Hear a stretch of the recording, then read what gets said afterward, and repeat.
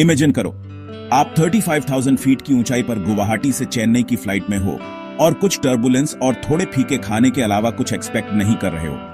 अचानक cabin crew tension में दिखने लगता है। आप खिड़की से बाहर देखते हो, चेन्नई की लाइट्स नीचे दिख रही है, पर प्लेन लैंड नहीं करता। इसकी बजाय आपको एक तेजी महसूस होती है, जैसे इंजन फिर से जिंदा हो गए हों। ठीक ऐसा ही इंडिगो की फ्लाइट 6E6764 में हुआ, जिसमें 168 पैसेंजर्स थे। पायलट ने चेन्नई में लैंड करने की कोशिश की, लैंडिंग गियर के साथ रनवे को टच भी किया, लेकिन फिर कुछ ठीक नहीं था। अप्रोच स्टेबल नहीं थी, तो पायलट ने एक झटके में डिसीजन लिया, गो अराउंड करो और फिर से ट्राई करो। लेकिन यहां से सिचुएशन डरावनी हो जाती है। अबॉर्टेड लैंडिंग के बाद पायलट फ्यूल गेज चेक करता है और रियलाइज करता है कि सिचुएशन जितनी एक्सपेक्ट की गई थी उससे कहीं ज्यादा क्रिटिकल है।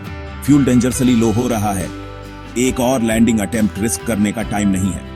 तो बेंगलुरु से सिर्फ 35 मील दूर पायलट एक डरावना मेडे रेडियो करता है, एविएशन में अल्टीमेट डिस्ट्रेस कॉल।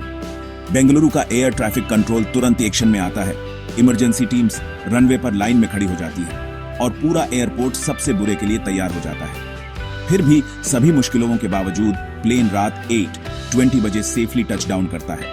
कोई इंजरी नहीं, बस 168 दिलों को राहत मिली। अब सब लोग सवाल पूछ रहे हैं, फ्यूल इतना कम क्यों था?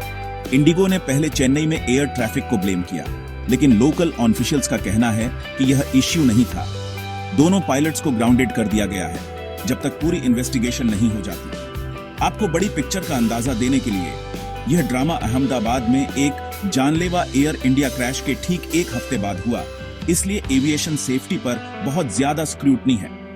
पैसेंजर्स, उन्होंने बेंगलुरु में वेट किया, उन्हें एक नया क्रू मिला, फिर फाइनली वे रात देर से चेन्नई पहुंचे, सेफ, लेकिन यकीनन एक ऐसी स्टोरी के साथ जिसे वे कभी नहीं भूलेंगे।